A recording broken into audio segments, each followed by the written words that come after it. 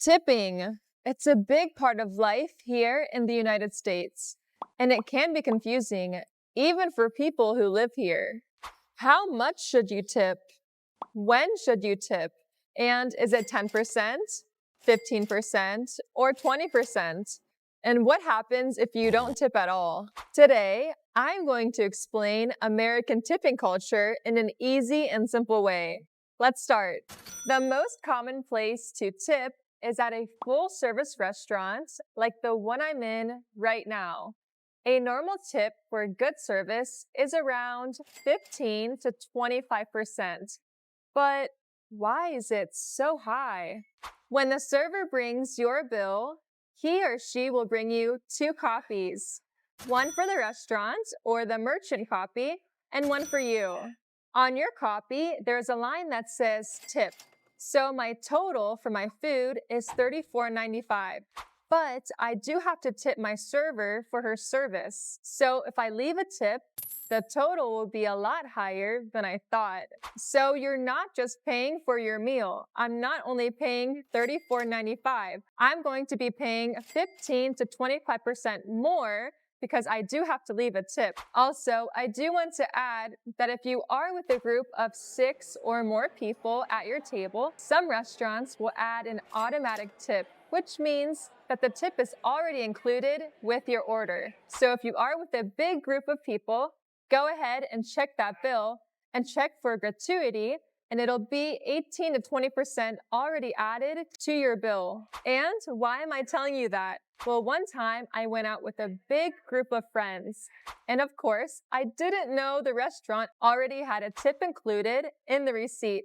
So when I received the bill, I put a tip amount in this section without looking at the original price with the tip already included. I'm telling you this to be careful and double check the receipt to make sure you don't leave a double tip. But if the service was really good and you do want to leave a double tip, that's totally fine. But I do know some people don't know the rules here in America, so make sure and double check if you are sitting with a group of 6 or more people. Just ask the restaurant if the tip is already included in the check. Why do we tip so much, and where does the system come from? Well, in many states, restaurant workers, especially servers, earn a sub-minimum wage. That means their wage is a lot lower than the normal minimum wage. And that's the reason why many servers and restaurant workers depend on tips, because most of their income comes from that. The idea is that this encourages better service. So the more attentive and more friendly your server is, the more likely you are able to tip well, which means your server will make more money. And this is all based on a performance-based payment system. But what happens if you don't tip well or at all? For a server, that's just not a bad day. It can essentially mean they worked for free or even lost money, since they often have to tip out a portion of their tips to bussers or other workers in the restaurant. This is a high-stakes system for them. But now, let's go ahead and ask my server, Evelyn, what she thinks about tipping culture in America. This is my wonderful server, Evelyn. She took care of me today. So, Evelyn, what do you think about tipping culture? I think it depends on every circumstance and every restaurant. Like here, we make a little bit more below minimum wage just because we do make bigger tips.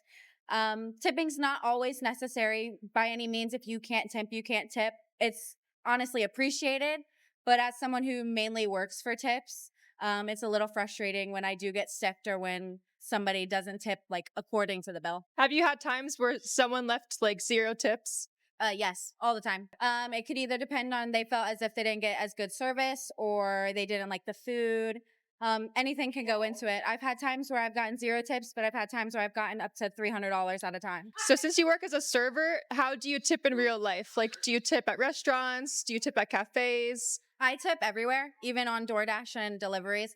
I typically tip always 20%. And then if it's really great service, I go beyond that. And then here's your tip. Thank you so much. Thank you.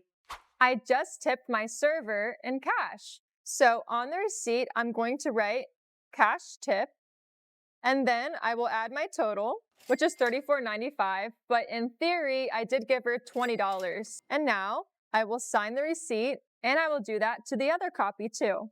Talking about tips, did you know the word tip has so many different meanings? It really depends on if you're using tip as a verb, so an action word, or as a noun, meaning a thing. Depending on the situation, when tip is a verb, it can mean to make something lean, fall, or accidentally push it over. For example, oops, I accidentally tipped the glass of water. Tip can also mean to secretly give someone information. Someone tipped the police off about the robbery, meaning they told the police secretly. Tip can also mean to touch something very lightly or quickly. She tipped her hat to greet someone. Just a quick touch of the hat. And of course, the one we all probably know, to give a small amount of money for a service. Did you tip the taxi driver? Now, when tip is a noun, it also has many different meanings. For example, the very end or top part of something, the tip of a pen, the tip of an iceberg, or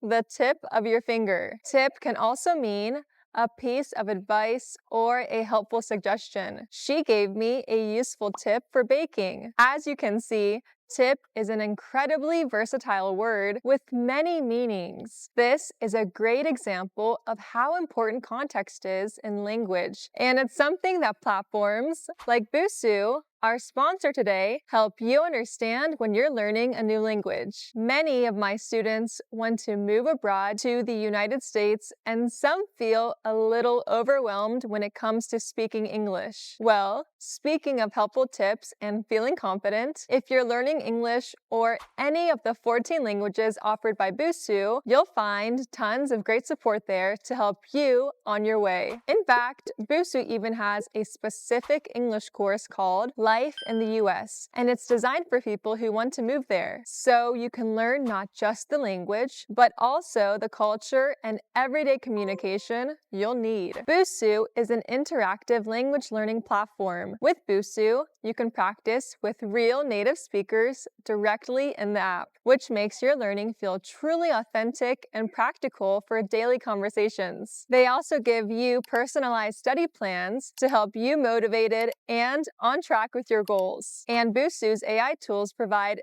instant feedback so you can correct mistakes right away and improve your pronunciation. So if you're ready to master a new language and get all the best tips for real-life conversations, I highly recommend checking them out. You can sign up for Busuu today and enjoy a 7-day free premium trial. Thanks to Busuu for sponsoring this part of the video. Now let's get back to learning more about tipping culture in the US. Tipping at a bar is a little bit different, but just as important. You'll tip every time you get a drink, or you'll probably tip at the very end if you have a tab. Here's a quick tip if you do order a drink at the bar. Think of the tip as the price of the drink. So for example, if you order a cocktail that costs $10, you'll probably want to tip around $2 to $3 for that. So instead of paying $10, the cocktail will be $13. That's the price you'll pay. If you're not willing to pay for a tip, that's totally fine, but you'll probably not want to go to a bar. Instead, it's probably better to just drink at home. But now, let's go ahead and ask the bartender what she thinks of tipping.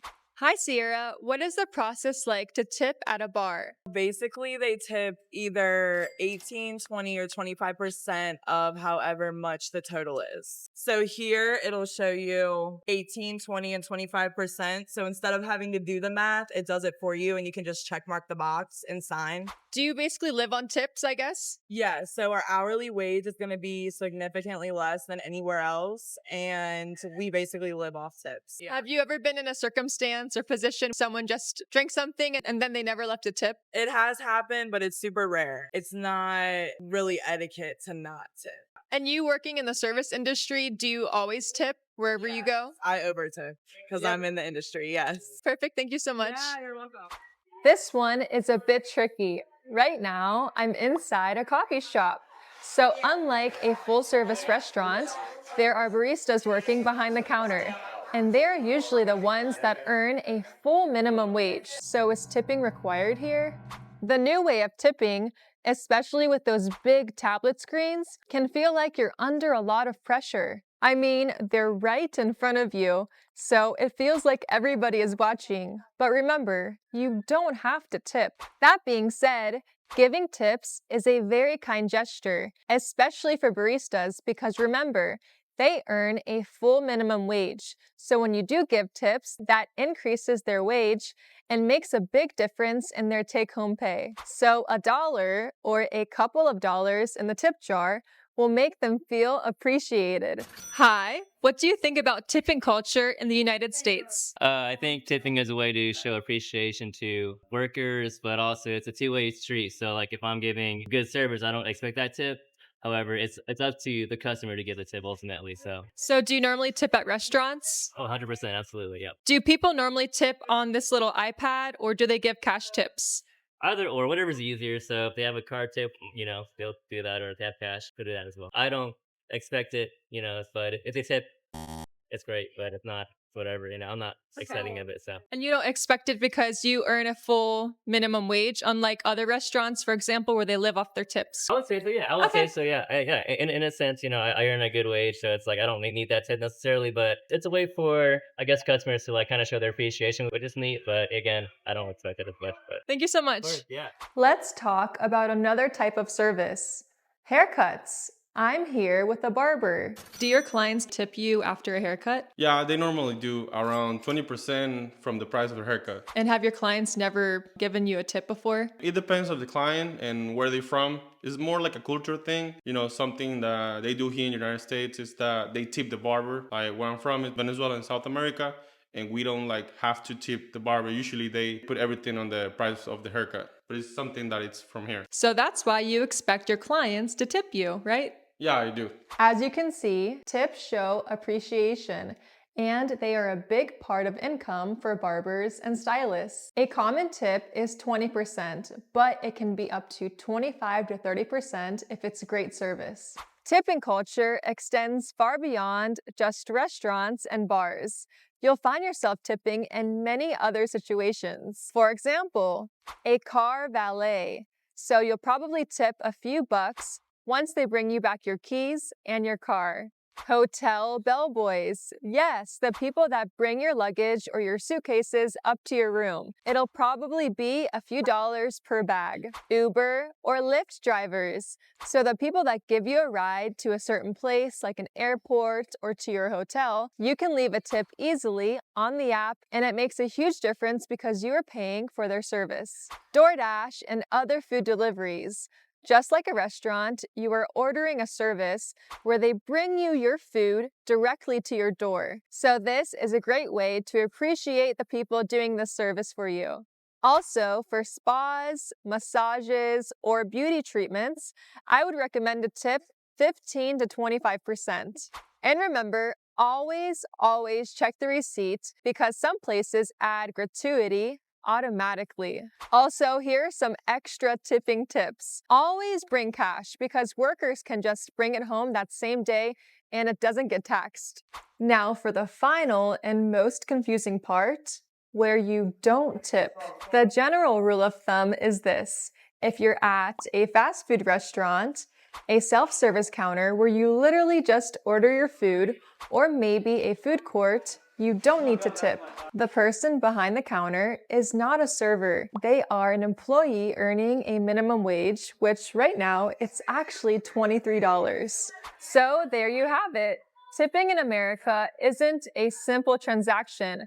It's part of how many workers get paid. Understanding the why is what makes it a lot easier. Thanks for watching my video about tipping culture in the United States. Also, what's your take on tipping? Do you guys tip in your country? Let me know down below. If you guys like this video, go ahead and give me a like and subscribe, and I'll see you guys next week. Bye!